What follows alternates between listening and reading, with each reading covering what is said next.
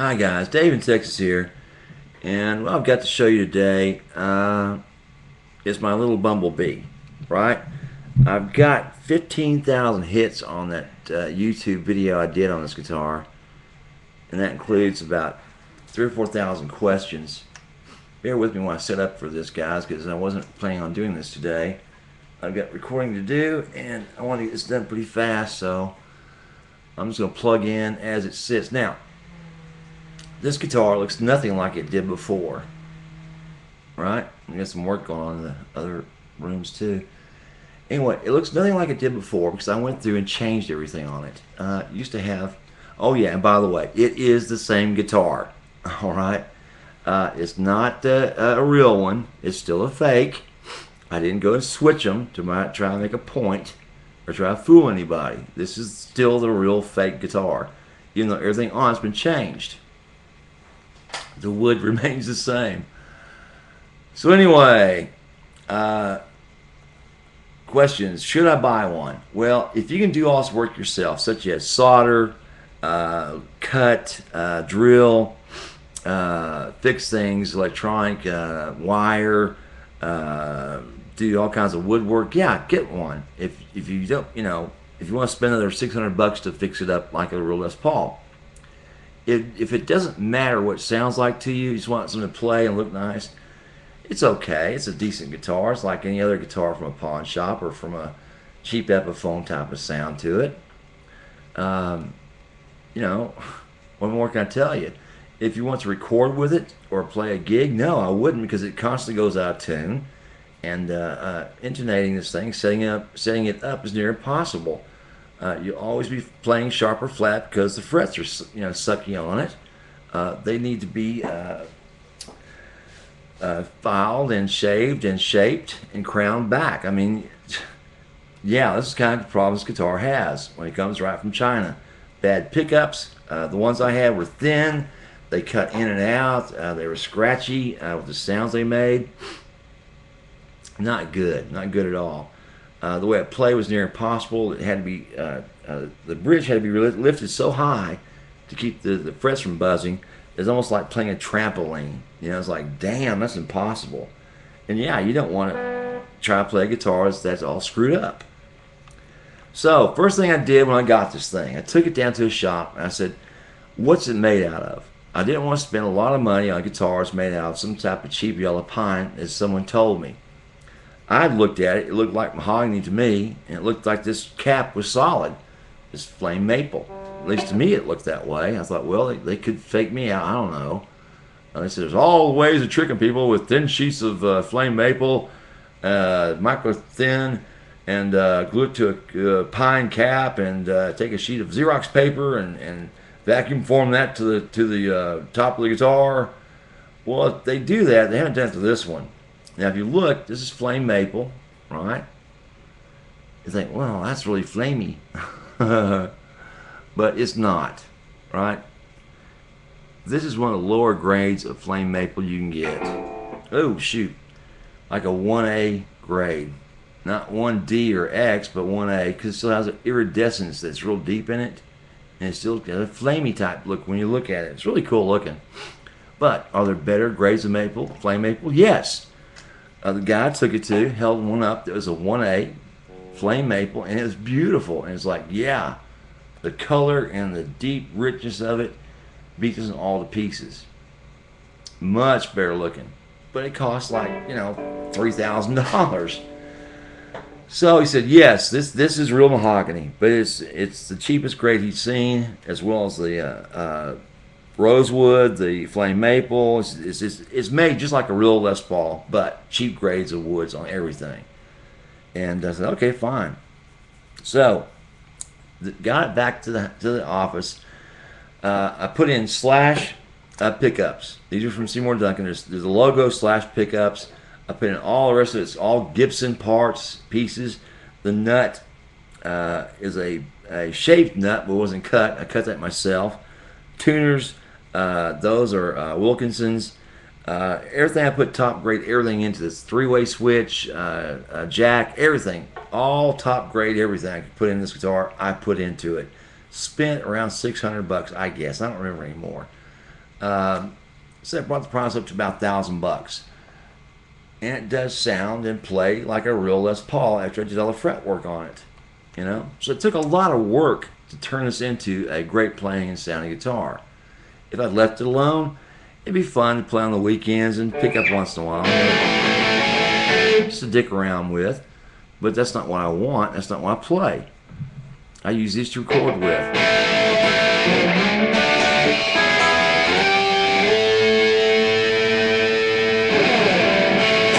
I want to sustain. I want to sustain to remain there, and this thing will, this thing will last forever on a sustain. So yeah, it's unbelievable. Great playing guitar, just like my other Lesters. What else? Oh yeah, if you buy one of these, it's yours for good. You cannot sell them or resell them because it's not legal. It is a fake. Even if you tell the person it's a fake and resell it, you could get in trouble. How much? I don't know. I'm no lawyer, no judge. I don't know the law. Don't ask me. When I bought these, I realized I'll be keeping these for good. And when I pass away, I'll just give them to my kids. They play guitars. They like them. There's something fun to play with. Someone wants to borrow a guitar, choose from that rack over there. Have your pick. I had no problems letting those things go out the door. My real ones, don't touch them. You don't like my kids playing those.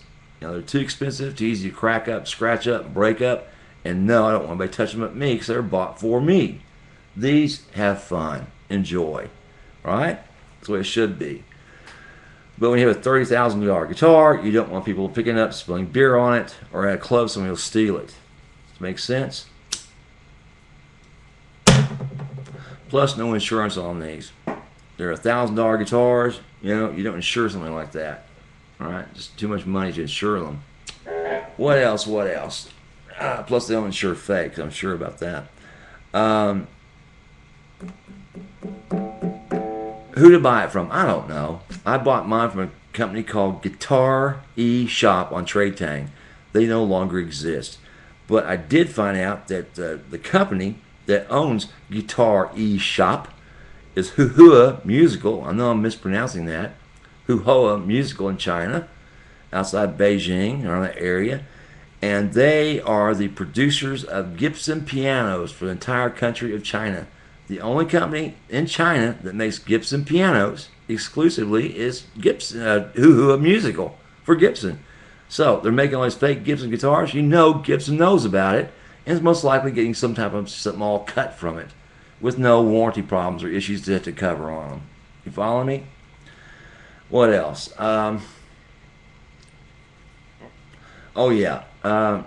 With these fakes going out, Gibson has benefited from not only selling the fakes but also from the parts, because they're selling 4 times as many spare parts as they were before. Why?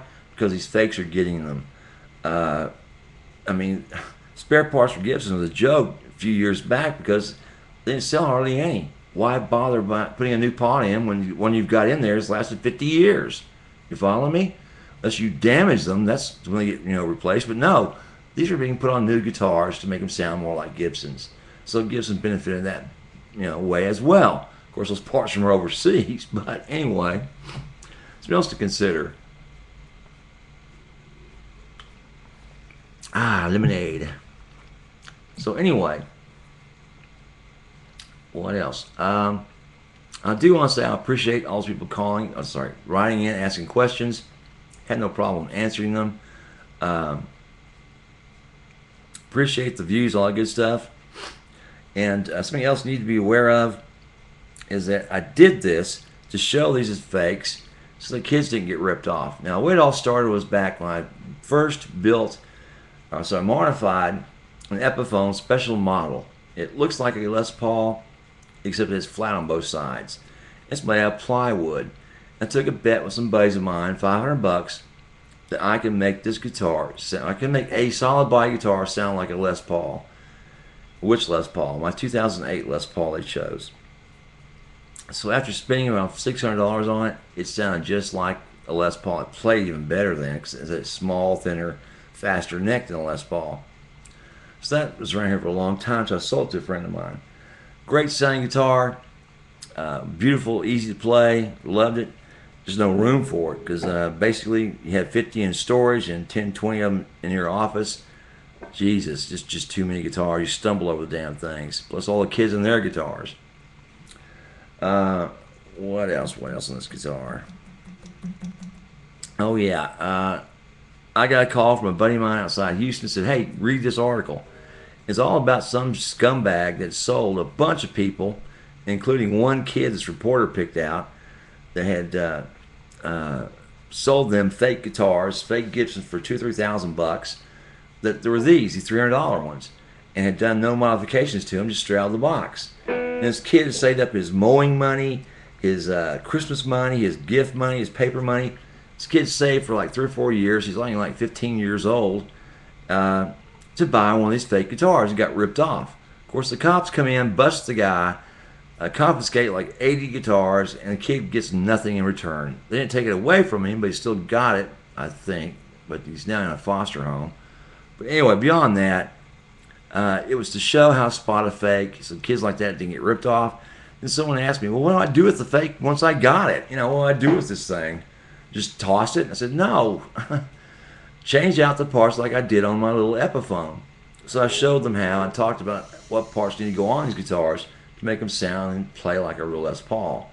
And that's where some people miss the point.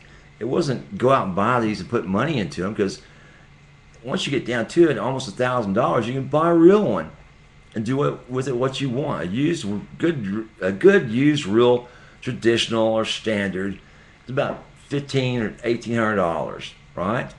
And you can sell it, do whatever you want with it, and you know it's a great guitar. If you buy an older model, even better. From the '90s, you know, even better than the new ones today. Especially with that baked maple, whatever friggin' they have for the fretboards, it's like crap. Anyhow, one other thing, if you never played one of those guitars, you never owned one, never touched one, you know, why comment on it when you know what you're talking about? If you never played one, or you're into modifying these things, you don't know what I'm talking about. These play just like the real deal once all this work has been done to them. Now, was it worth it? No, I wouldn't do this for a habit, spend that kind of money on a fake. No, same with all these other guitars that got their fakes. Yeah, I put like almost $1,000 into each one of them, and it was to prove a point and save some people some headache and grief, and also give me a chance to play around some more guitars and, you know, work on them and modify them, which I don't do that to my real ones because you'd ruin the value of them. You know, change an antique guitar up.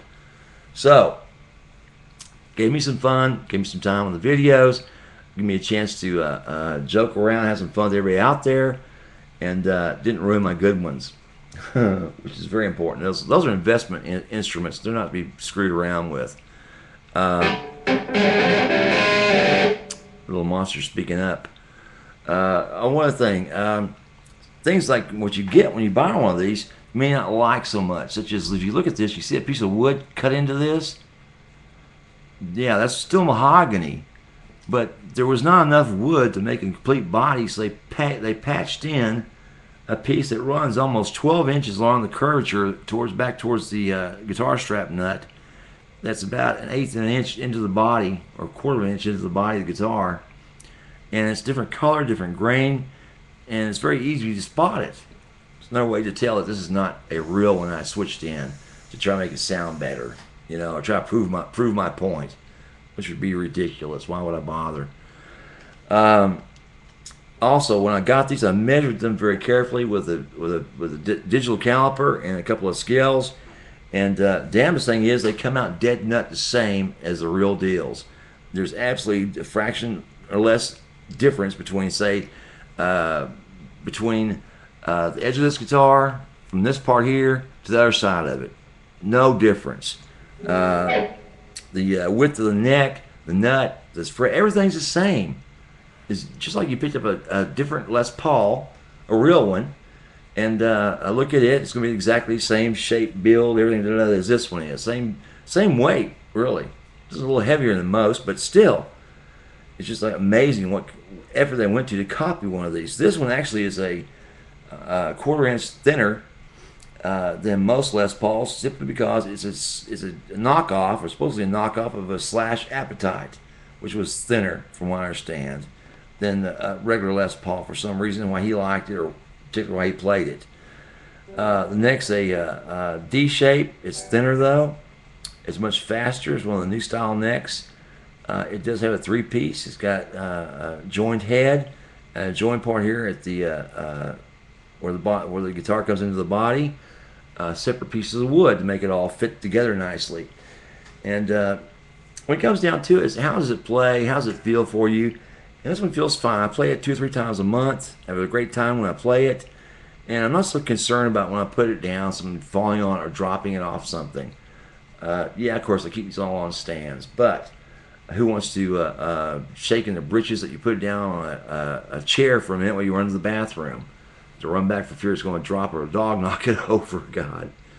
Which has happened, and break a neck. Which has happened. These, just take the parts out and get another body. You know, that's all there is to it. But that's why I got these. That's why I did all this, went to all this trouble. First of all, keep people from getting ripped off from fake Rickenbackers, fake Fenders, fake Gibsons, fake Gretches, on and on and on. I showed these fakes, you know, how to spot them, and it was all to help, you know, keep people from getting screwed over. And the most hate mail I got was from people that I'm pretty sure were selling these things to kids on eBay.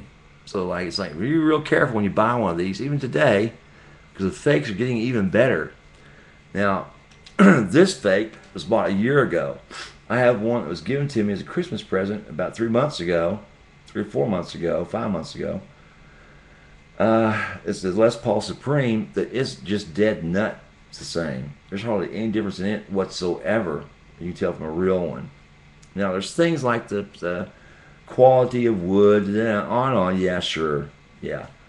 But otherwise, it is so close, it's scary and hard to find things to point out other than the electronics on the back. You know, open them up, you'll see it. You know, it's me in there. Well, I'm sorry, this one has no back. If you pull them out, you see me modifying it, right? But the thing is, the rest of the body looks so close, plus all the modifications I've done, it sounds like the real deal. It'd be hard to tell the difference. You know, of course, the 3-piece neck is still there again, but the rest of it is choice everything, plus Epiphone originally came with the parts on it with their Epiphones. But really nice little guitar. And, you know, would I buy these? If I were you, I'd save my money and buy a real one, a used, tradition, or standard, and go from there. Because you're going to put as much money into it as you would if you bought a real one used. And like I said, you can sell it, do whatever you want with it, and have a great time. I can't think of any other questions that were asked of me about these guitars. But if you have any new questions or whatever, feel free to always ask. I answer all the ones I can find, or I answer all the questions that come in as best I can, as quickly as I can. I think you know that's true by now for me. And have a great one. Dave in Texas. Bye.